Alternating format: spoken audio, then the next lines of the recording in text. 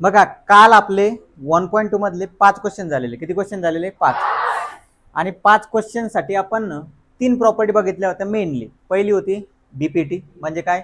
Basic proportionality theorem. Triangle आहे, triangle मध्ये एक मधात जर साईड टाकलेली ती साईड जर तिसऱ्या साईडला कशी असेल? पॅरलल, तर काय बनतो? रेशो बनतो. ठीक आहे.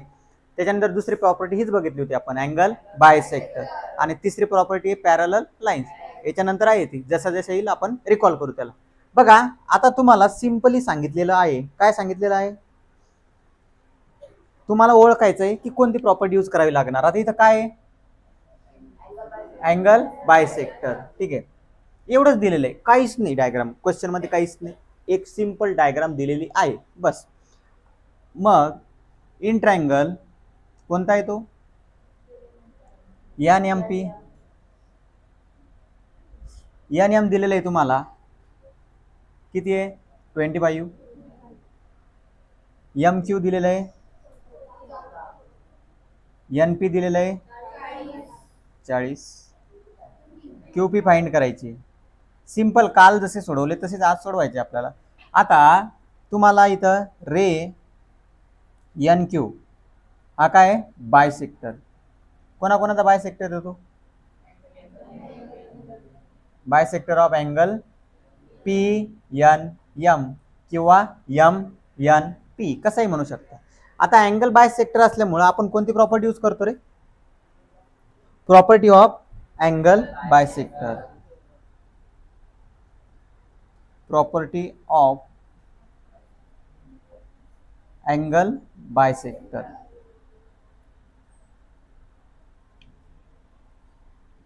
अँगल बायसेक्टर ही प्रॉपर्टी यूज करायची आपल्याला. या प्रॉपर्टीनुसार आपण बघा जिथून अँगल बायसेक्ट झालेला आहे तिथून तुम्हाला मी सिंपली लक्षात ठेवण्यास सांगितलेलं आहे. कसं लक्षात ठेवायला सांगितलेलं आहे? एन पासून चालला ना, मग एक काय घ्या? एन एम घ्या आणि दुसरी एन पी. याच्या समोर काय घ्यायला सांगितलं? M Q. आणि अपॉन मध्ये क्यू पी. व्हॅल्यू टाका फक्त सिंपल. एन एम आहे तुमचं 25, एन पी आहे 40, एम क्यू किती आहे? 14, क्यू पी फाइंड करायची तुम्हाला. ठीक आहे. आता तुम्ही काय करा, जर जमत असेल तर ठीक आहे, नाही तर पहिले क्रॉस मल्टिप्लाय करा. 25 into Q P is equal to 14 into 40. तुम्ही इथे भाग देऊ शकता, काही प्रॉब्लेम नाही. इथे तुम्हाला भाग देता येऊ शकतो. क्यू पी बरोबर काय होईल सांगा? 14 गुणिला 40 भागेला 25. 5 8 40, 5 5 25. 14 गुणिला 8. Very good. कोणच नाही सांगितलं ना. हा 112. 112 भागेला 5. 22 पॉइंट किती रे? बरोबर सांग. 22.4. किती आलेलं आहे? 22.4. सरळ सरळ भाग द्यायचा आहे. 5 दुनी 10, 5 दुनी 10. पॉईंट दिला ते 2 तिकडे गेले, मग एक 0 झाला. 5 चुका 20. 10वीत आहे तुम्ही, ह्या गोष्टी तुम्हाला जमलं पाहिजे. क्वेश्चन मध्ये काय अवघड सांगा बरं? काही आहे का? अँगल बाय सेक्टरची प्रॉपर्टी आपण बीपीटी प्रॉपर्टी वापरतो. आता पुढच्या प्रश्नामध्ये आहे, पुढच्या प्रश्नामध्ये तुम्हाला कोणती प्रॉपर्टी यूज करावी लागणार? बघा हा 7 नंबरचा. कोणती प्रॉपर्टी यूज करावी लागणार आहे? Parallel lines. ठीक आहे. अभ्यास चांगला आहे तुमचा, फक्त तुम्ही करत नाही, तो प्रॉब्लेम आहे. ठीक आहे.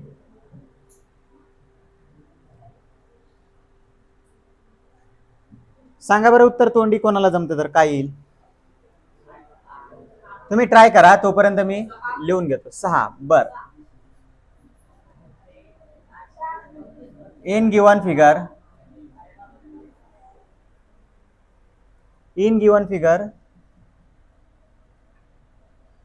कोणत्या कोणत्या गोष्टी दिलेल्या आहे तुम्हाला बघून घ्या. A B is parallel to C D is parallel to F E. मग by property of parallel line, by property of कोणती लाईन? Parallel line. तसं लक्षात नाही राहत ना तुमच्या? Parallel lines. आता कुठूनही सुरुवात करा, तुम्ही रिटर्न करा किंवा इकडून करा, आन्सर एकच येईल तुमचं. बीडी अपॉन डी एफ काय, BD upon D F is equal to AC upon C, AC upon C. इथंच लिहितो. बीडी किती आहे 8. तुम्हाला कसं माहित बीडी 8 रुपयाची म्हणून. डीएफ किती आहे 4. हां बरं आठवलं 12 आणि किती आहे एक्स, क्रॉस मल्टिप्लाय 8x किती एक्स आणि 12 गुणिला 4. ठीक आहे, मग एक्स बरोबर किती येईल 48. 48 भागीला 8, देअरफॉर एक्सची किंमत किती आली 6. ठीक आहे ठीक आहे, आरामानं रे.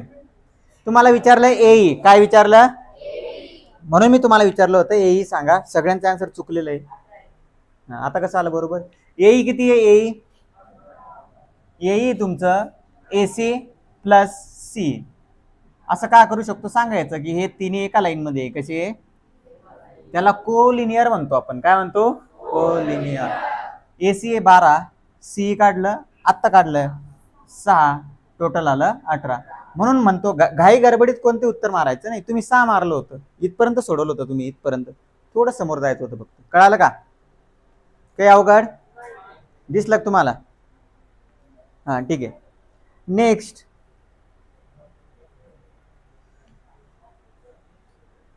आता हा प्रश्न तुम्ही सॉल्व्ह करायचा आहे. चला पेन घ्या. बघा आता आपला विद्यार्थी, हुशार विद्यार्थी आपला ईश्वर, हा प्रश्न कसा सोडवायचा आपल्याला सांगणार आहे. ठीक आहे, चला तुम्ही फक्त बघून घ्या. तुम्हाला जर नाही समजलं तर मी सांगतो. ठीक आहे, तुम्ही प्रोसेस बघून घ्या फक्त. तुम्हा सर्वांना असं सॉल्व्ह करता आलं पाहिजे. ठीक आहे, अँगल बायसेक्टर प्रॉपर्टी. टेन्शन न घेऊ, हसू नको, हसू नका, डेअरिंग लागते तिथे. 1 मिनिट थांबाळा. चल सोडव.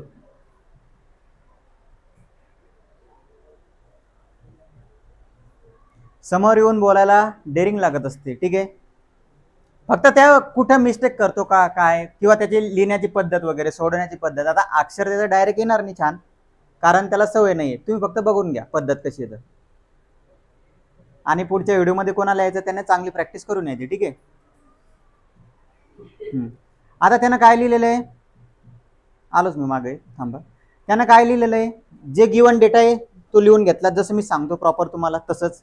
त्याच्यानंतर काय टाकलेलं आहे, by property of angle bisector. हलक्या हाताने काही प्रॉब्लेम नाही. By property of angle bisector. ठीक आहे. आता या प्रॉपर्टीमध्ये कसा यूज करतो त्या प्रॉपर्टीचा बघून घ्या. कोणती साईड आहे पहिले, एम एल. दुसरी साईड कोणती घेणार, एम एन. त्याच्यानंतर एल टी एन. ठीक आहे. आता व्हॅल्यू टाक हळूहळू.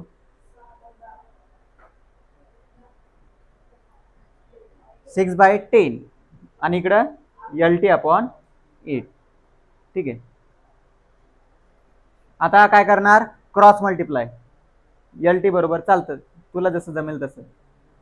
बघा एक स्टेप त्यानं मिनिमाइज केली, तुम्ही तशी करू शकता. मी क्रॉस मल्टिप्लाय सांगितलेलं आहे तुम्हाला.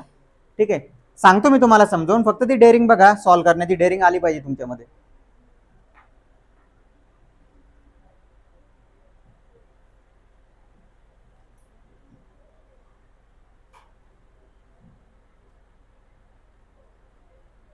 बरोबर आहे, बरोबर आहे, चाललंय. हा सांगा उत्तर बरोबर आहे का, काय होतं एकदा त्याच्यासाठी.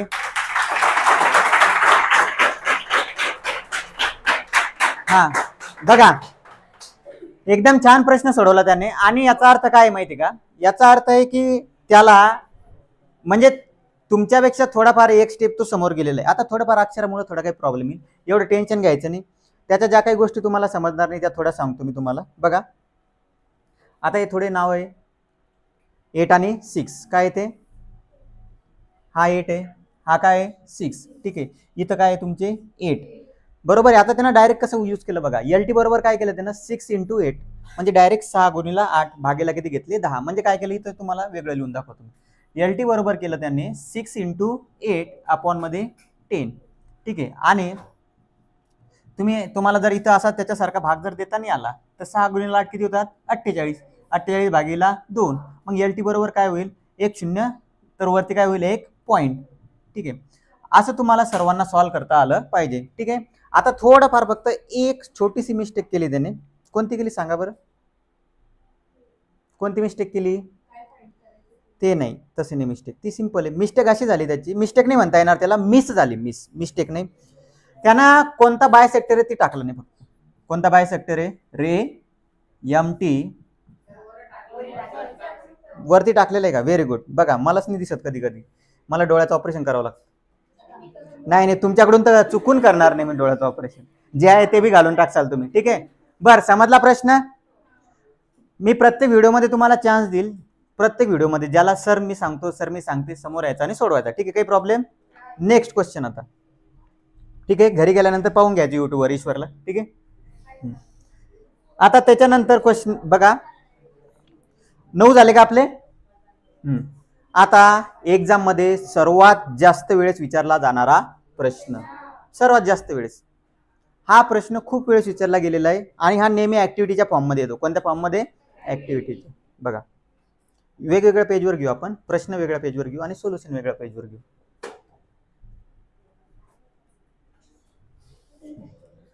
ठीक आहे, हा घ्या, आपला झाला प्रश्न. दुसऱ्या पेजवर घेऊ आपण त्याचं सोल्युशन, कसा सॉल्व्ह करायचा. ठीक आहे, आता इकडे लक्ष द्या.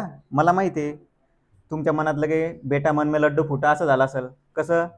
सर डब्याचा प्रश्न म्हणला की डब्बे आम्हाला कुठूनही भेटतात, है ना? डब्बे सांगत जाऊ नका, डब्बे आम्ही बरोबर मिळवतो, डब्बा बरोबर आहे ना. बघा आता सिंपल लक्षात ठेवा, इकडे लक्षात ठेवा. बघा काय आहे प्रश्नामध्ये.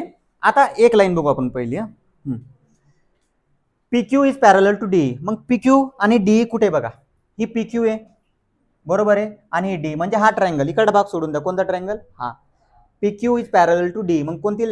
बघा इथं बेसिक प्रोपोर्शनॅलिटी थेरम आहे. कोणता थेरम आहे? Basic proportionality theorem. तुम्हाला दिसलं का सांगा मला पहिले. बघा हा ट्रायंगल, फक्त कोणता ट्रायंगल? हा एवढा चालू आहे आणि त्यात काय आहे? PQ. हा झाला एक ट्रायंगल. मग रेशो कसा बनेल? XP/PD XQ/QE. आता काय मिसिंग आहे तेवढं लक्षात ठेवा. काय मिसिंग आहे? XP/ काय सांगितलं मी? PD. काय आलं खाली? PD. आणि इथं काय होतं बघा, टेन्शन नका घेऊ. XP/PD तर XQ/QE. इथं काय येणार मग? XQ. ठीक आहे, आता इथं या बॉक्समध्ये काय येईल सांगा बरं? गिवन. काय येईल? गिवन. ठीक आहे, काय आलं? गिवन. ठीक आहे, आता बघा एक झालं. आता दुसरं, इथं पण काय आहे? इथं पण काय येणार? गिवनच येणार. बघा तुम्हाला तुमच्या एक्झाम मध्ये असं हे गिवन साठी ब्लँक देणार नाही. ठीक आहे, आता इन ट्रायंगल XEF. कोणता ट्रायंगल? XEF. XEF तुम्हाला एकदा मार्क करून देतो मी. XEF कोणता आहे बघा? XEF. हा कुठे गेला? हा खालचा XEF. हा एक ट्रायंगल आहे आणि ही तुमची पॅरलल साइड आहे. मग काय येईल? XQ/QE. काय येईल? XQ/QE. सोपं असते, काही अवघड नाही. आणि दुसरं येईल तुमचं XR/RF. काय? XR/RF. इथं काय लिहिणार? Basic proportionality theorem. हे पूर्ण नाव वरतं ॲज इट इज टाकून द्यायचं. आता फ्रॉम 1 and 2. आता इकडे लक्ष द्या तुम्ही. XQ/QE. बघा हा पार्ट इथं चांगला दिसतो नाही, हा पण इथं चांगला दिसतो बरोबर आहे. चांगलं काय दिसत नाही मग तुम्ही? बर माझ्याकडे नका बघू, इकडे बघा. हा XQ/QE. XQ/QE. इकडे हा पार्ट याच्या बरोबर आहे, हा पार्ट याच्या बरोबर आहे, म्हणजे हे दोन पार्ट कसे असतील? सारखे. कोणता कोणता? XP/PD. हा कोणाच्या बरोबर राहणार? XR/RF. आतापर्यंत आपण सरळ चाललो होतो. सरळ म्हणजे basic proportionality theorem. Parallel line पासून रेशो घेतला आपण. काय घेतला? पॅरलल लाईन पासून रेशो. आता ऑलरेडी रेशो आला आपल्याकडे. कोणता रेशो आला? XP. बघा हा रेशो आला XP/PD आणि XR/RF. हा रेशो आला. याचा अर्थ काय? ही लाईन याला पॅरलल. कोणती लाईन सांगितली होती? पॅरलल. PRDF ला पॅरलल आहे असं दाखवा. मग आपण दाखवलं पी आर कोणाला पॅरलल दाखवली, डी एफला. मग इथं काय येईल तुमचं झालेलंच आहे, बाकी काही सोडवण्याची गरज नाही. ठीक आहे. कधी कधी तुमचं इथं ब्लँक येईल, तर हे पण लक्षात ठेवायचं, देणारा ब्लँक कुठेही देऊ शकतो. ठीक आहे. इथं बेसिक प्रोपोर्शनॅलिटी थेरम दिला आणि ब्लँक इथं दिलं तुम्हाला, तर हेही तुम्हाला सांगता आलं पाहिजे. काही अवघड? ठीक आहे. एकदा बघून घ्या प्रश्न कसा आहे तर चांगला आहे. समजला हा प्रश्न? तुमच्या नजर चुकीने एक प्रश्न सोडला आपण, 9वा.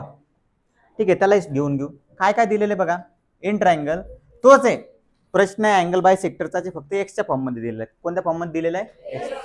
इन ट्रायंगल एबीसी काय काय गिवन आहे बघा.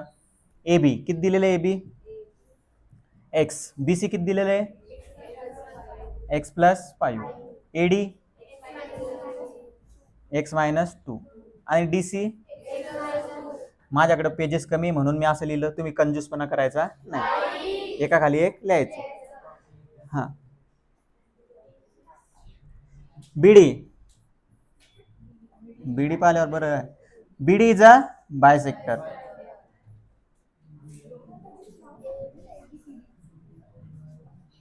कोणाचा बायसेक्टर? एबीसीडी नाही, एबीसीचा. एबीसी. तुझं नाव सांगशील तर तुझं पप्पाचं आडनाव सांगशील ना, का तुझं मम्मीचं पप्पाचं आडनाव असं घेशील? सगळं घेते का? बर. बी ए अपॉन बीसी. मग बी एच्या बाजूला कोणती बाजू आहे रे? एडी. बघा हे कोणाला समजत नसेल ना, तर काल डिटेल मध्ये सांगितले मी तुम्हाला, एडी आणि डीसी. एडी आणि डीसी. आता लक्ष द्या बरोबर, याच्यात इक्वेशन बनतात. ठीक आहे. थोडा प्रॉब्लेम जाऊ शकतो समजायला तुम्हाला. बी ए म्हणजेच काय? A B. एक्स काय? एक्स. गुणगुण न करू रे मधमाशी सारखं. बीसी किती आहे? X plus 5. AD x minus 2 आणि DC x minus 2 x plus 2. काही नाही, क्रॉस मल्टिप्लाय करायचंय. X in bracket x plus 2 इकडं x plus 5 in second bracket x minus 2. हे जे आहे ना, हे असं, हे कितवीला आहे माहिती आहे तुम्हाला? 8वीला आहे. नाही 5वीत नाही, ते 8वीला आहे. कितवीला आहे? तुम्ही कधी काळी 8वीत होते का? बर. का डायरेक्ट उडी मारली? नाही ना. मग आता सांगा तुम्ही उत्तर मला. X into x, x into 2x, 2x. आता काय करायचं? पहिल्या ब्रॅकेट ना दुसऱ्या ब्रॅकेटला मल्टिप्लाय करायचं. त्याच्यासाठी डायरेक्ट सांगतो एकदाच, लक्ष द्या. एक्स उचला, x into x, x square. X into 2. आता बघा, हे प्लस आहे, हे मायनस आहे. Plus into minus, minus. X संपला. आता 5 उचला, 5 इंटू एक्स, 5 एक्स. 5 दुनी 10. याचं साईन प्लस, याचं साईन प्लस, येणारं साईन प्लस. याचं साईन प्लस, याचं साईन मायनस, येणारं साईन मायनस. समजलं तुम्हाला? आता मला असं वाटतं, काय नाही वाटत मला, जाऊ दे. मला असं वाटत होतं क्वाड्रॅटिक इक्वेशन बनते का काय, कारण एक्स स्क्वेअर आहे. पण एक्स स्क्वेअर काय होऊन राहिला तुमचा? कॅन्सल होणार. X square cancel. 2x cancel होणार नाही. सर हे का कॅन्सल झाले? हा एक्स स्क्वेअर इकडे आल्यावर काय झाला? Minus. X square minus x square काय होत असतं? कॅन्सल. पण हा 2x इकडे आल्यानंतर होईल प्लस, म्हणून हा 2x कॅन्सल झाला नाही. आता 2x इकडे आणा, हा 2x इकडे आणल्यानंतर झाला प्लस, हे 5x इकडे आणल्यानंतर झाले मायनस, आणि तिकडे फक्त उरलं मायनस 10. आता 2 आणि 2 4, 4 मधून 5 गेला. बर, कोणाला समजत नाही अजून वाढवू आपण. ठीक आहे. 4x वजा 5x बरोबर मायनस 10. ठीक आहे. मोठ्या संख्येतून छोटी संख्या 5 मधून 4 गेला मायनस 1, मोठ्या संख्येचं साईन दिलं इकडे मायनस 10, म्हणजे x ची किंमत आली 10. काय विचारलं होतं आपल्याला? x ची किंमत. ठीक आहे. हे झालं तुमचं 1.1 परवा दिवशी, 1.2 चा काल अर्धा पार्ट आणि 1.2 चा आज अर्धा पार्ट. आता एक जो प्रश्न राहिलेला 11 नंबरचा बघा काय आहे. आता थोडंफार तेवढं कळतं आपल्याला की एवढं लेवलचे प्रश्न आपल्याला विचारला जात नाही. ठीक आहे. म्हणजे तो 11 नंबरचा जो प्रश्न आहे तुम्ही नाही केला तरी चालेल. कळालं? तुम्ही घरी त्याला सोडून पाहू शकता. ठीक आहे. आता तुम्हाला होमवर्क द्यायचं बाकी याच्यावरती. एक मिनिट एवढू नका. हा बघा, जास्त नाहीये. इकडे बघा, सिंपल आहे. सॉल्व एक्झाम्पल पहिलं. ओय इकडे लक्ष दे. सॉल्व एक्झाम्पल पहिलं बघा. डीबी दिलेली आहे, डीबी बघून घ्या. एडी दिलेली आहे, एडी बघून घ्या. इकडे बघून घ्या, EC 7.2 ही विचारली तुम्हाला, कोणता थेरम वापरणार? Basic proportionality theorem. इथं कोणता थेरम वापरणार? आणि इथं कोणता थेरम वापरणार? आता मला सांगा, अवघड आहे का काही? आणि हा इकडे लक्ष द्या, इकडे लक्ष द्या, जे बोलतो ते लक्षात ठेवा. हा जो प्रश्न आहे ना, एक मिनिट, हा प्रश्न एक्झाम मध्ये भरपूर वेळेस आलेला आहे, याला लाईटली घेऊ नका. हा